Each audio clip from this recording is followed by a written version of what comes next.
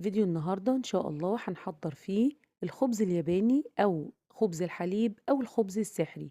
يعني زي ما تقولي كده، هاخدك ونطلع نجيب حتة من السحاب، حرفيا هش وخفيف زي السحاب.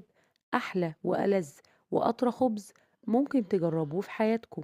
حلو جدا، يعني بزيادة تنسي بيه الباتيه والفينو. وكمان عمرك ما هتفكري تشتري توست بعد النهارده. طري جدًا وغني جدًا، هتحسي كده إن أنتِ بتاكلي حاجة غنية جدًا، جدًا.